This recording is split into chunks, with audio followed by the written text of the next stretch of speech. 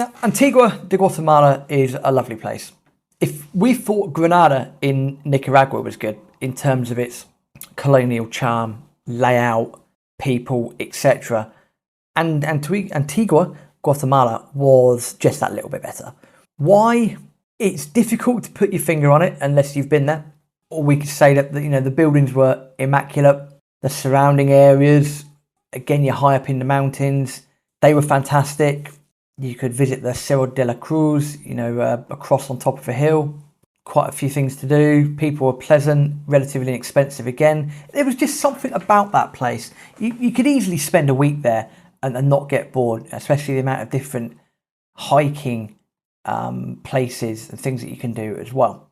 But we were going to break up our time in Antigua. I'm just going to call it Antigua for now because it makes life a bit easier. We were going to break up our time here purely because we wanted to go to the Lago Atitlan as well. And in order to get to Lago Atitlan, the easiest place to get there from was Antigua. So we knew that if we had a couple of days in Antigua, we could then go up to the Lago for a couple of days, come back into Antigua, and then head off, basically north into the north of Guatemala. Now, on a map, as the crow flies, there's not a lot of distance between Antigua and Lago Atitlan, probably about 30 kilometers.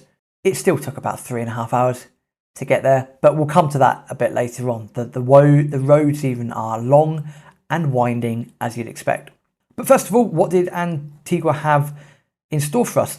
Well, first thing we found, apart from a fantastic market that done brilliant roast chicken, was we found a cigar shop. It was closed when we originally found it, but we went back there later on that evening and got chatting to the lady that ran the shop. What was cool was you had the shop front, the shop area, but after a certain time it was closed, it was locked off, and you had to book an appointment. The reason for that is beyond the shop was a smoking room, and you could just sit there, glass of wine, get a rum or whatever you fancied. You'd have a cigar and you could sit there for a few hours, smoking your cigar, having some fun, chilling out. That was ace. And it was only then talking to the lady there that we mentioned about what we'd been told in Nicaragua about the leaves and the fact that, Nicaraguan cigars were effectively Cuban cigars. And she said, that's correct. That's absolutely true. The Nicaraguans don't promote their cigars really well, but they're of a really good quality. Not necessarily the best quality in the world. She was saying that there were certain parts of Guatemala, surprise, surprise, but also the Dominican Republic, there were certain cigars that were incredibly impressive in those places as well. Forgot the names, but that's what she was saying at the time. She's also talking to us about a whole different types of cigars that you can get in your Coronas, etc, etc, etc. So that's a very pleasant way to spend an evening. We also done a walking tour of Antigua. We managed to also book in a place to watch the Super Bowl as well. We found this bar that we were recommended. Went in there and booked our seats right at the front of the bar. We thought if we're going to watch it, we might as well be at the front of the bar. You're going to get quicker beer service and you're right in front of the TV. So thinking ahead, people, thinking ahead. We went out the Cerro de la Cruz. Again, it was a very nice walk. Walked around loads of different churches and ruins. The Church of Candelaria, the ruinous there. Santo Domingo, Iglesia de la Merced. I think there was the Sanctuary of San Francisco, the Santuario San Francisco El Grande. Loads of different churches to walk around, loads of different ruins. Again, the architecture is quite cool, and it's also quite an earthquake-prone area. So not every building was, the original building as such. Especially after the Spanish came in and brutalised everyone in the 16th century and created this sort of grid format as well. So not a lot of historical ruins going on there, but a very pleasant city anyway. Now, I hold my hands up on Super Bowl Sunday. If you've ever seen the game between New England and Seattle in the Super Bowl, a remarkable game, a ridiculous finish. Why Seattle did not run the ball and instead tried passing the ball, I do not know. I think I was a bit too excited that New England won the Super Bowl. I always support the AFC teams rather than the NFC teams, just because the Jets play in the AFC. So no matter who's in the final, I normally go with the AFC team anyway. So it was nice to see, New England, Tom Brady win. As much as it pains me to say that, I always have a respect for the way they function in terms of how good they can be to watch sometimes. Anyway, I felt sorry for Aaron, especially as I rubbed it in his face for the first 5 minutes afterwards. It is absolutely incredible. And I think I was the only one in the bar after New England there. I think everyone was a Seattle fan, or they just hated New England, one of the two.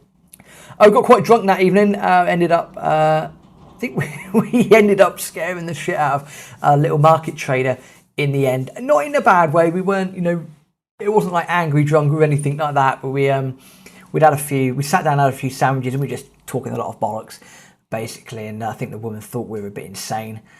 We probably were at the time, and that was Antigua. All I can say though is it is definitely worth going. If you get the chance to also go to the Central Market, Mercado Central, it is ginormous. Pretty much it was almost like food meets bric-a-brac. Anything and anything you could buy pretty much in that market. There was some fantastic ceviche places. Again, loads of great roast chicken. Guatemala seem to be brilliant at doing roast chicken. All sorts of animals that you could buy, whether it's legal or illegal, I don't know. But you could buy all sorts of things from the Central Market in Antigua. I think we also had a coffee at the El Viejo Cafe, which is quite near the main plaza. Again, if you're around there, I'd recommend going in there. It's a wonderful place. So that was Antigua. We knew we'd be back, but it was off to Lago Atitlan now. Where exactly we would end up, we didn't know, but we were recommended or told to go to San Pedro La Laguna, which, as the crow flies, not too far away. But bear in mind, you're dealing with a variety of long and winding roads. The journey took about 3.5 hours. Not the most comfortable journey, hands down, in the world, but a journey nonetheless. San Pedro La Laguna, it was just nice to be by the lake. It was nice to be, again, pretty much in the middle of nowhere. The lake itself was fantastic. San Pedro La Laguna was all right. It was sort of the most popular place on the lake itself. Quite a few tourists there. We stayed in a hostel. It wasn't a great hostel. I don't even remember it having a window, to be honest. So it was a bit, airflow was at a premium.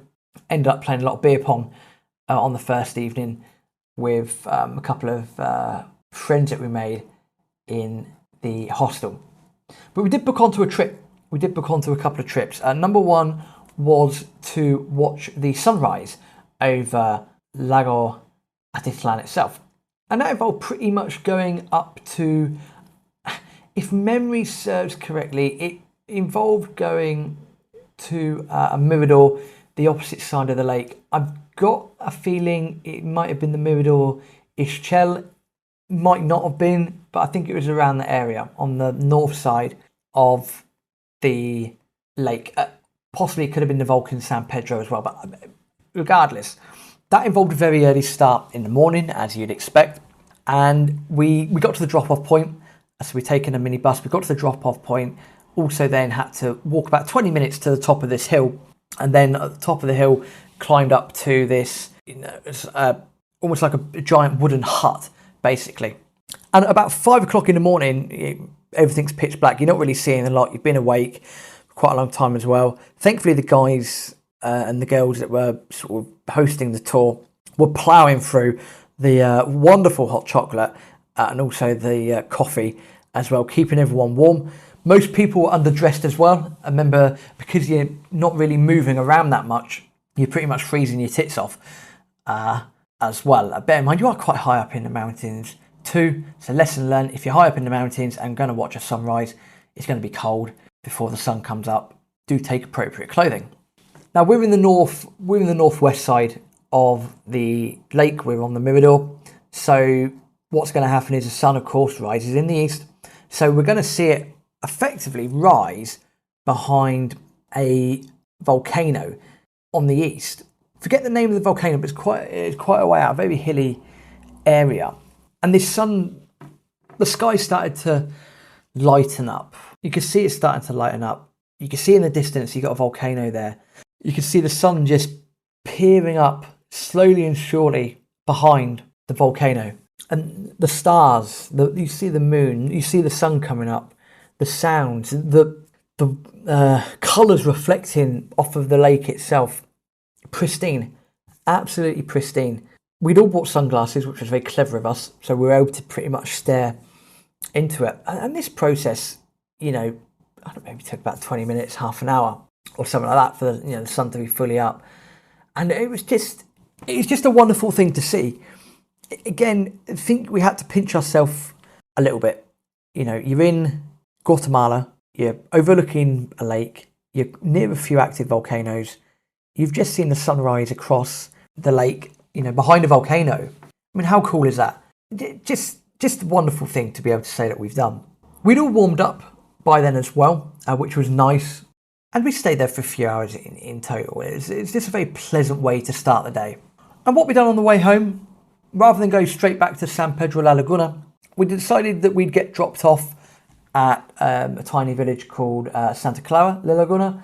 And we just spend most of the day going from basically little town to little town, and we would just hang out basically. So I think on that day we visited Santa Clara La Laguna, San Pablo La Laguna, San Marcos La Laguna, San Juan La Laguna. You can see there's a recurring theme here with the names. They're all saints.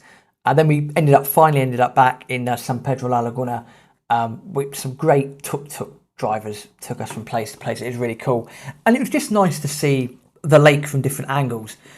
We did debate about going to the other side of the lake. There's a place called Panajajel, I think that's how you pronounce it, that's on the northeast side of the lake. That has some great reviews in the Lonely Planet.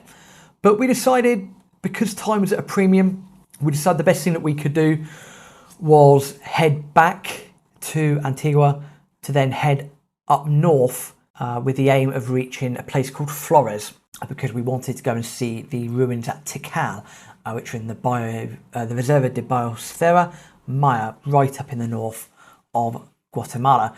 Again, we were following Lonely Planet recommendations, recommended it as a place to go and see. Lake life was great. I'm sure we could have stayed there for a few more days, but we knew we had to endure the bus journey back to Antigua. We knew that we were in for a 3.5 hour bumpy ride. That's exactly what happened. But the great thing about going back there was, number one, staying at the same hostel was always nice. And number two, we then kind of realised how much or how many avocados are grown in that area. We were a lot along the winding roads. There were truckloads and truckloads and truckloads of avocados. Never seen anything like it in my life. Thankfully, I like avocados. Aaron, not a big fan. So, put him at our height and give him an avocado. Not good. Not a good combination. Sorry, Aaron. You're going to hate that. So apart from seeing truckloads of avocados, it was a simple case of getting back into Antigua. Went back to the same cigar shop that evening. Unfortunately, it wasn't the same lady that was working. This time it was a guy that was working. Still had a great conversation, but just not as good to look at as the lovely lady that was working there. We popped open the Lonely Planet. We had to book bear in mind we've got these bus tickets now, these Collectivo tickets. So we had to book ourselves into the next journey. And that's exactly what we've done. We looked at Lonely Planet. We realised that we knew roughly where we needed to end up. We're going to have a bit of jungle fun, shall we say, and we'd end up in the jungle next week. So join us next week when we are going to be doing some caving. We're going to be doing some tubing, and also hopefully none of us get swept off down the river. Join us next week for the heart of Guatemala. Hasta luego.